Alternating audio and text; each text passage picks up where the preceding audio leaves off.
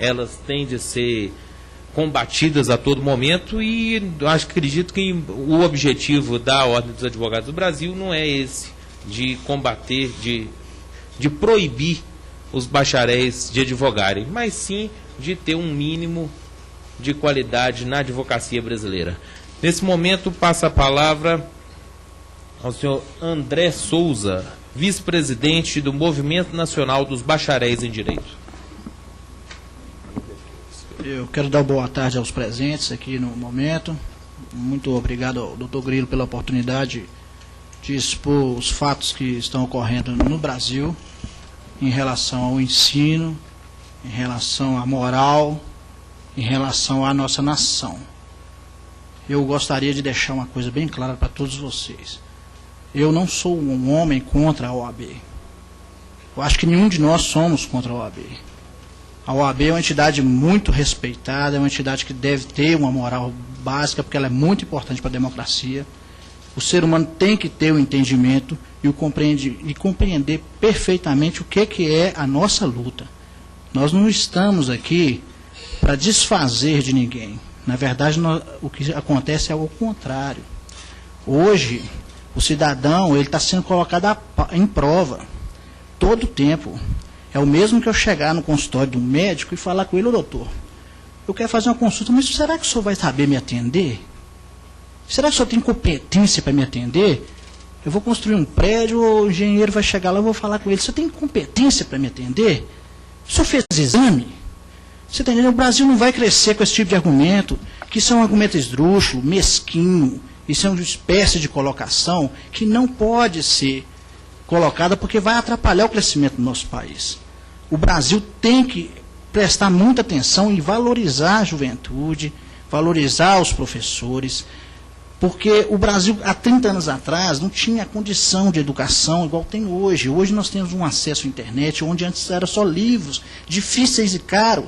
Quem estudava na época, há 30 anos atrás, eram as pessoas que tinham condição financeira maior. Infelizmente, o pobre, a pessoa que tinha dificuldade, né, a pessoa de menos condição financeira, ela não tinha oportunidade de estudar, então acabava que o indivíduo ali ficava preso à função de uma mão de obra barata, enquanto quem tinha condição de estudo era apenas o filho de um doutor, o filho de quem tem uma condição. Então o Brasil passou, de uns anos para cá, a dar oportunidade às pessoas que antes eram condenadas por natureza a serem mão de obra barata. E hoje nós temos, graças a Deus, uma política bem feita. Eu acho que esse argumento de ensino, isso é para justificar hipocrisia, demagogia, entendeu? Isso não vai levar o Brasil a lugar nenhum. E eu acredito também, muito importante, que as faculdades sejam valorizadas, porque sem faculdades não existem alunos, e as pessoas que se prontificam a ser alunos, eles estão se prontificando a ser homens de bem, porque eles poderiam estar se prontificando a ser outro tipo de pessoa. Então, o ser humano que se prontifica à educação, ao estudo, que sonha em crescer, ele está sonhando em fazer o seu país crescer. Então, eu sou uma pessoa que eu sou contra esse tipo de argumento esdrúxulo, mesquinho, que chega a ser uma coisa até asquerosa, e a dedicação. E eu estou vendo que está ficando desgastante essa discussão aqui no plenário, STF, a OAB está na hora de tomar uma vergonha, assim, para voltar a ser uma OAB que o Rui Barbosa sonhou ter, que todos... Por que o diploma valia antes de 1994 e agora o diploma não vale mais? Por que o diploma de direito até 1994 o indivíduo estudava e ele era graduado, ia lá, fazia e passava e pronto. Agora não, agora o indivíduo está sendo crivado, entendeu? Por quê? Porque está entrando muitas pessoas. Nós precisamos de profissionais. Ou nós precisamos de marginais? O Brasil tem que definir o que ele quer. Ou ele vai querer profissionais trabalhando para progredir a sociedade, ou quer marginais. Porque para mim, um indivíduo que não tem trabalho, ele vai tornar um ser humano omisso às questões da sociedade. Então, eu acho que o Brasil precisa...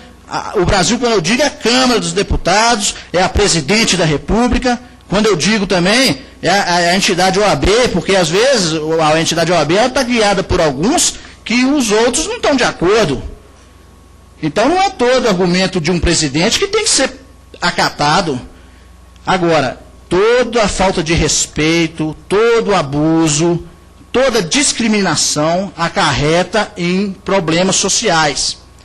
Exemplo, a gente tem agora ocorrendo nos dias atuais, eu acompanho todos os dias, aconteceu na Líbia, agora está acontecendo na Síria. O ser humano quer liberdade, o ser humano quer democracia, e quando isso não acontece, as coisas mudam. Chega uma hora que as coisas mudam. Eu acho que isso aí a história já contou através da Revolução Francesa, através de diversas revoluções, os zapatistas e outros mais. Entendeu? Então o Brasil precisa de prestar atenção, porque isso aqui é um barril de pólvora. E não tem necessidade de discriminar o bacharel de direito de tal forma, porque a pessoa que se predispõe a fazer o curso de direito, o médico tem uma grade curricular lá, onde ele vai fazer, por exemplo, o EAJ dele, o estudo de ensino dele, ele atende as pessoas carentes como advogado. Ele aprende no curso da faculdade de Direito, a não ser que isso seja mudado. Mas o meu entender é o seguinte, quando a pessoa vai para o curso de Direito, ele vai para lá para aprender a fazer uma petição inicial, não é isso? Ou quem estudou Direito, ele sabe o que eu estou falando. Você com prática jurídica, você não vai estudar para você ser um promotor nem juiz, não. Você vai lá para lá fazer estágio no escritório de advocacia. Então, o curso de Direito está voltado até 1994, era voltado à advocacia. Depois disso, deixou de ser. Aí virou um instrumento que hoje, infelizmente, é um mecanismo financeiro muito importante para a OAB, porque ela não vai querer perder o que ela recebe, porque todo mundo tem conhecimento, e ninguém pode ser omisso com isso, que a OAB, quando ela aprovou a lei no Congresso, lá, que o Itamar Franco entrou e fez, depois do Collor, aquela circunstância toda, não sei, não vamos entrar muito em detalhe nessa circunstância, mas a OAB aprovou uma coisa onde ela se torna isonomicamente diferente das outras. Ela não é isonômica, ela é diferente. Ela é isonômica, mas ao mesmo tempo ela é diferente. A OAB virou uma entidade clássica com a sua definição jurídica, sua natureza jurídica indeterminada. Ela é hermafrodita. Né? Ela não tem uma circunstância sensata. Você é o quê? Porque as outras entidades de classe, elas estão limitadas a prestar conta, etc. Então a OAB arrecada bilhões de dinheiro aí. Cadê o dinheiro, gente? Onde foi para esse dinheiro? Não é questão nem de ser revolucionário. Não tem idiota no Brasil, não. Não tem babaca aqui, não. Tem povo, o povo também que entende um pouco das coisas. Mesmo um leigo. Como que pode um Congresso, uma Casa, o Senado, até mesmo o Executivo, presente nosso grande e ilustre deputado Lino Portela aqui, muito obrigado, doutor.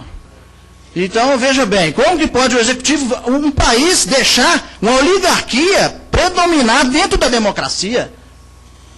Eu não entendo como que pode querer uma oligarquia predominar dentro da democracia. Um país de democracia plena não pode permitir que entidades de classe queiram dominar o país. E ela está dominando, a OAB está dominando, no momento ela está dominando. A OAB ela tinha que colaborar com a justiça, ela tinha que colaborar com a legalidade das coisas, e ela está sob escuro. Isso aí não sou eu que estou falando somente, entendeu? Eu acho que isso aí é um argumento que já existe até lá de dentro da própria OAB. Eu não tenho nada contra a OAB, eu já falei, mas eu tenho contra líderes. Maus líderes. Porque lugar de pessoas que são maus não é dirigir uma coisa que é voltada para o bem. Porque, no meu entender, a OAB ela foi feita no Brasil para criar o bem. Para fazer o bem para a sociedade, para proteger a sociedade. Falar que está protegendo a sociedade de mal profissionais, porque não sabe escrever, errar é humano. Alguém pode escrever errado, tudo bem. Mas nem por isso vai entrar no mérito que a pessoa é incompetente. Uma prova de 5 horas não pode, caneta e papel, analisar uma competência de um profissional. Isso é uma ilusão. Isso aí já está sendo debatido no mundo inteiro, todos doutores, pós-doutorados, que o próprio mecanismo de avaliação é falho. Isso aí não é só no Brasil que tem essa discussão, não. Mecanismo de avaliação do ser humano, da competência profissional dele, eu sou bem a favor dessa linha que deve ter valorização do professor, não só valorização financeira, não, tem que valorizar o professor como pessoa, desde a época do ensino fundamental, né, e do médio, porque o professor que começa tudo isso. Então o Brasil precisa investir mesmo na educação, parece que está caminhando para isso, né, tem uma briga muito grande. O país parece que tem mudado muito nos últimos anos a educação. Antes, eu acho que o indivíduo não tinha condições de prestar uma faculdade e acaba ficando aquela coisa, o indivíduo é filho de um pedreiro, vai ser pedreiro a vida inteira, só formava os filhos de doutores, etc. e vai. Então tá, resumindo, aos hipócritas que acham que nosso argumento é o argumento de quem não passa no exame da OAB, entendeu? Nós temos que direito de escolher o que nós queremos. Nós não queremos ingressar numa ordem dos advogados mascarada como ela está. E eu tenho direito, como cidadão, de falar, eu quero ou não quero. Eu não vou prestar o exame da OAB enquanto a OAB estiver dessa forma. Agora, essa discussão que a OAB está tendo problema é com a OAB, não é com os alunos do Brasil, não é com as faculdades do Brasil. O problema é a OAB. É isso que precisa de ser feito e discutido. O problema não é as faculdades, porque as faculdades estão ensinando. Abriram-se faculdades, pode ser que tenha falha, sim, mas isso compete ao MEC. Porque o MEC que é a entidade de ensino e educação no Brasil. Eu desconheço que a natureza jurídica da OAB seja educacional. Se alguém tiver algum fundamento educacional da OAB para mim, que ela é responsável pelo ensino no Brasil, vocês me passem, porque eu estou leigo, eu acho que eu sou ignorante. Agora, se eu não sou ignorante, eu acho que está tendo um desvio de função, entendeu? Que é uma falta de respeito muito grande, porque o indivíduo que dá aula na faculdade de Direito, ele é um juiz, é um promotor, é um delegado de polícia, é um desembargador, entendeu? E eu não posso colocar em pauta a qualidade do ensino desse professor, que ele, na qualidade de profissional do Estado, ele está dando sentença, ele está prendendo, ele está fazendo auto-prisão em flagrante, ele está defendendo, né, o defensor público. Então eu entendo que quem tem competência para fiscalizar o ensino é o MEC. O MEC é o órgão de ensino, existe a Lei de Diretrizes de Base da Educação, no seu artigo 43, que fala que a finalidade do ensino superior é formar aptos. O exame da OAB nada mais é do que a aptidão. Então esse artigo, no seu artigo 43, no meu entender, ele revoga, sim, porque ele é de 1996, o exame da OAB que é de 1994. Então, existe lá formar aptos ao ensino profissional. Agora, vamos colocar os pingos no i. Não tem ninguém querendo comprar briga com a OAB, não. Pelo contrário, nós queremos que tivesse até um acesso, a OAB tivesse uma condição, doutor, de abrir um espaço para a gente conversar isso sem ter que jogar para o público. Nós estamos queimando a OAB.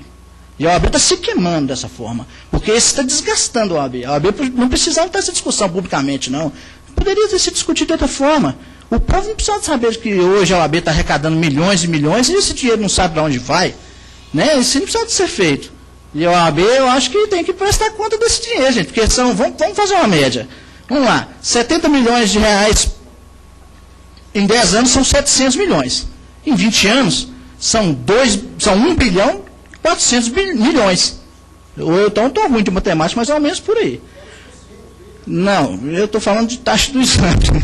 Não vamos entrar no comércio que vai atingir mais pessoas. Não. Isso aí é o mercado é livre, cursinho pode abrir à vontade. Eu acho que cursinho não serve só precisando da OAB, não. É importante ter os cursinhos, porque os cursinhos eles vão dar base para as pessoas fazerem concurso para juiz, vão dar base para outras coisas. Eu não sou contra o ensino, não. Pelo contrário, eu sou a favor do ensino.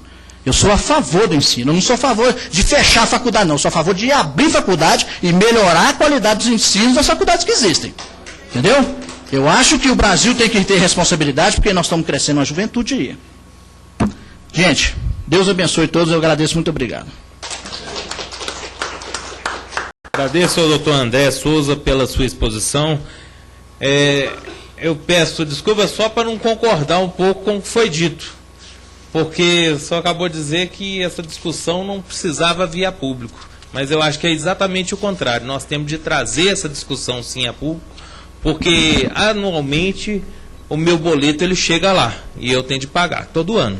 Então nós precisamos saber o que está acontecendo.